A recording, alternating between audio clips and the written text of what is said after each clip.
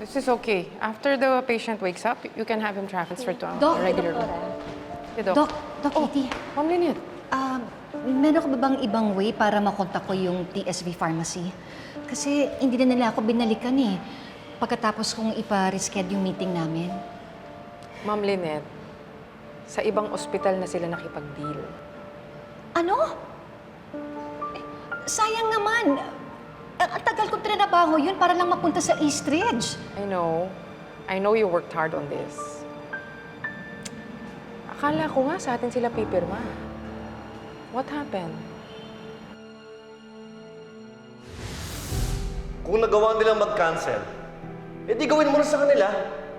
Sigurado naman akong mas makakahanap ka pang maayos na kausap kaysa sa kanila. Ano, Lynette? Ano mas mahalaga, yung kausap mo o akong asawa mo? Kinailangan ko kasing unahin si Carlos eh. Unahin si Doc Carlos? May emergency po ba siya? Mahabang kwento.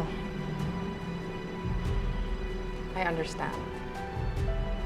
Kung gusto mo, ikwento mo na lang sa akin mamaya sa dinner natin. Dinner? Saan yung dinner? Bakit may dinner? Hindi mo ba alam? May mga colleagues kami that umuwi from the US. So nag-invite si Doc Carlos ng dinner sa bahay ninyo.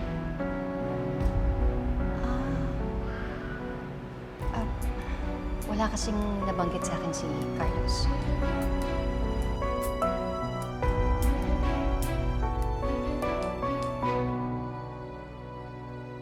Greg, hindi nga po pwede. Di ako pwedeng umalis dito kasi sabi ni Lolo, pupuntahan niya ako dito. Eh di, merienda muna tayo habang inantay mo yung lola mo. Libre ko! We, libre mo? Oo nga. Doc Annalyn. Kikiam? Kikiam, oo. Doc Annalyn. Excuse me po. Ay, Miss Jaime, bakit po? Excuse me po. May lakad kasi kami ni Annalyn. May kailangan ka. Naiwan lang ni Doc yung cellphone niya sa nurse station. Gusto ko lang sana ibalik. Doc, Ay. kinipatunog ng tunog yan. Mukhang marami kang text, Doc, ah. Thank you, Nurse Jaime. Sige ha, Doc.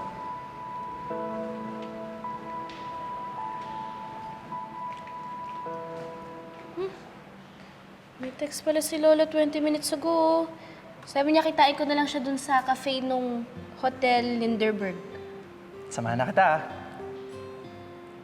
Talaga? Alam ko na. Sasamahan mo ako kasi gusto mo na safe ako makarating doon. Thank you, ah. Hindi. Samahan na kita para matikmo ko yung libre ng Lolo Pepe mo. Balita ko, big time daw yun, eh. Ah, ganon. Grabe ka, no? Kapag libre ka, ang bilis-bilis mo, no? Eh, ikaw nga eh. Bilis mo pag kikiam o baseball. Dahil mo sinasabi, tara na nga. Tara.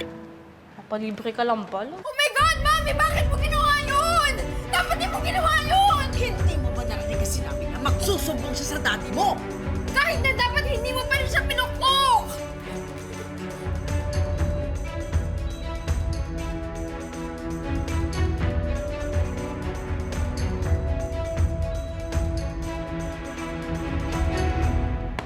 Elma, pakibigay lang sa akin yung files ng TSV Pharma, ha?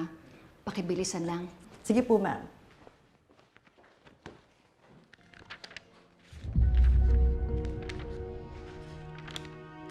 Lynette. Di lang kita ng kape.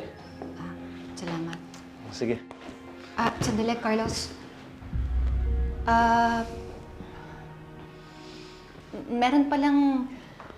Meron pala kayong dinner ni Doc Katie sa bahay mamaya? Oo, Lynette. Sorry, hindi ko ba nabagit sa'yo kanina? Hindi. Lynette, pinagmayabang ko kasi na magaling magluto yung asawa ko. Eh, nagsuggest sila na sa bahay na lang sila kumain. Eh, naghahanap sila ng Filipino food eh. Mga ilan ba silang pupunta sa bahay? Oh, sila Dr. Ramos. Siya yung dating medical director dito, tsaka yung wife niya. Tapos sila Katie, Denise Michael. Tsaka yung dalawang kaibigan ko, si Leo tsaka si Jerry. Masyado bang madami? Ah, hindi naman problema yung dami ng bisita mo eh. Kaso ang dami ko lang kasing kailangan gawin dito sa opisina. Baka hindi ko na kayanin magluto. Lynette, huwag mo naman ako ipahiya sa mga bisita ko. Nag-i-expect sila sa luto mo.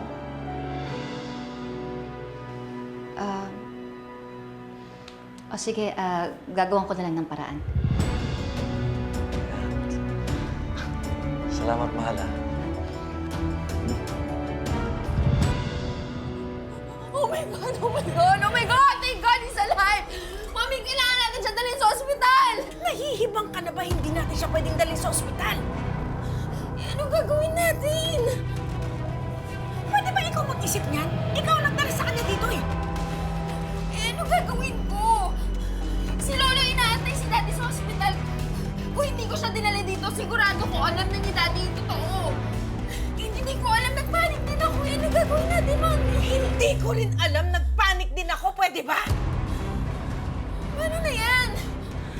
Mami, anong gagawin natin? Anong gagawin natin? Wala nang dapat makakita nitong DNA test results na to.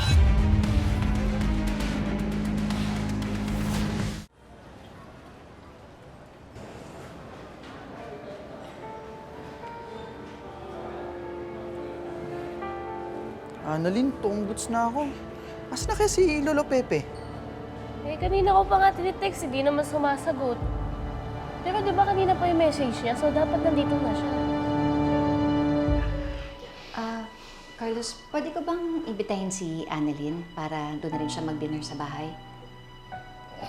Sige, ikaw bahala. Sige, salamat ah. Tawagan ko lang.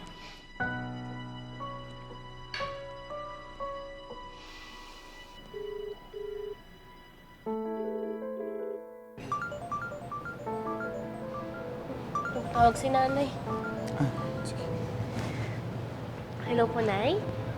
Anak, meron kasing pa-dinner si Carlos. Mamayang gabi sa bahay, doon ka na lang din mag-dinner.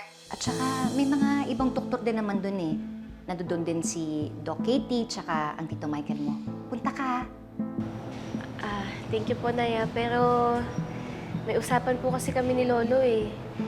Tsaka nakakahiya naman po kay Doc Carlos kung i-excite na po ako sa kanila magkakaibigan. Hindi. Okay lang naman kay Carlos eh. Sinabi ko naman na iibitahin kita. Okay naman sa kanya. Okay lang po, Nay. Next time na lang po. Saka di ko rin po kasi alam kung gaano po kami katagal magsasama ni Lolo mamaya eh. Kasi pauwi na rin po siya ng US. Sige anak, next time na lang. Sige, bye-bye. Po, Nay. Love you.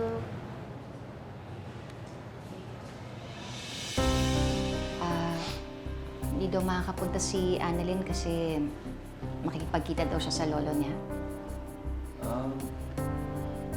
Sayang naman.